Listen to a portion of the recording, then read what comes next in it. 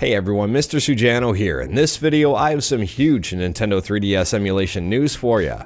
And I've got some huge PS2 emulation news for ya. Let's get started. Alright, we'll kick things off here talking about Nintendo 3DS emulation, and this news is a little bit bigger than we initially thought. A while back we covered this tweet here from Mikage, which was an emulator for Android that closed its doors back in 2020. The tweet here shows, 3DS emulation running on the Steam Deck, and we weren't quite sure where it was going here because there wasn't a lot of context. Well, now we have context, and this is pretty huge. This announcement comes directly from the official Mikage website. I'll leave a link to it in the description below. Feel free to check it out. It states it's time to renew 3DS emulation. We're back. It's official. Mikage is returning. We picked development back up again.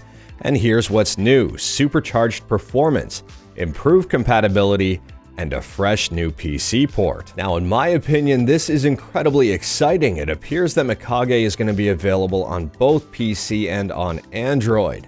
Citra is going to have a pretty hefty competitor. Mikage also has a YouTube channel with some gameplay footage, and I'll drop a link to this in the description below. Feel free to check this one out as well, because they have some very interesting gameplay. For example, Ocarina of Time 3D running at 60 frames a second. Now, there is a very interesting fact about this 60 FPS gameplay. If you take a look at their video on YouTube, go to the description here. It says these powerful improvements are shown in the new PC port of Mikage. Fluid 60 frames a second gameplay, no speed up, with almost no frame drops. Here's where it gets extremely interesting. Of course, the Android version has seen the same improvement. So if these claims by Mikage end up being true here, if you're into Nintendo 3DS emulation at all, whether it's PC, including the Steam Deck, or on Android, things are about to heat up quite a bit. And speaking about multi-platform, PS2 emulator Aether SX2 is no longer strictly limited to Android. We talked about this a little bit yesterday, however today I would say more or less officially released on desktop ARM devices. I will leave a link to the official Aether SX2 page in the description below. Feel free to check that one out as well. On here it says this page contains Aether SX2 builds for the Windows, Linux, and Mac ARM platforms. Now, it is worth noting that the developer Talworth says these builds are effectively pre-alpha, so you might get some bugs or some performance issues. They might not be overly polished. But based on my experience here, in my opinion, Talworth's version of pre-alpha here is someone else's version of beta, or Rockstar's version of absolutely okay to be sent out into full production. And Talworth also states that Windows and Linux will be updated semi-regularly, but Mac builds will not be updated as often.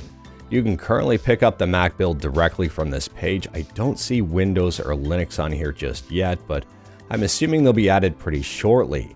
And if you're wondering about the Raspberry Pi, yes, you can get Aether SX2 up and running on a Raspberry Pi. I am shocked. I talked with Talworth about it. There are a few caveats though. It currently only works on the Raspberry Pi 4, and I don't see that one changing in the future or ever. I could be surprised here though, but I doubt it.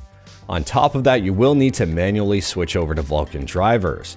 And the last part here, it currently only works with Ubuntu 20.04 LTS, but that might change in the future. In the future, it might work with more operating systems. Now, in terms of performance, I initially thought this would be running at an absurdly slow FPS, but I was wrong.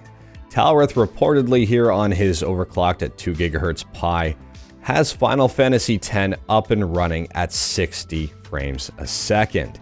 Yes, there are frame drops. Yes, there is stuttering. But at the same time here, for an early build running at 60 frames a second on the Pi, that is absolutely insane. Last up here, we're talking about game modding, and popular game modder Skilar is officially retiring.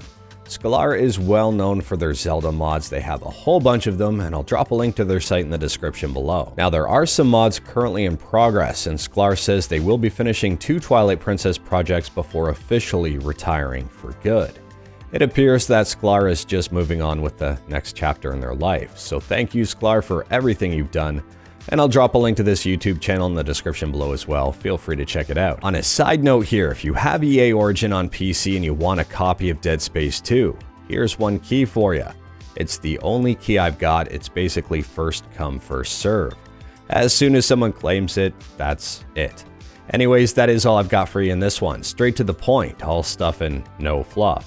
Let me know your thoughts about anything we talked about today in the comments below, whether it was the rise of Mikage, Aether SX2, or even game modding. Let me know in the comments below. If you like this video, leave a like.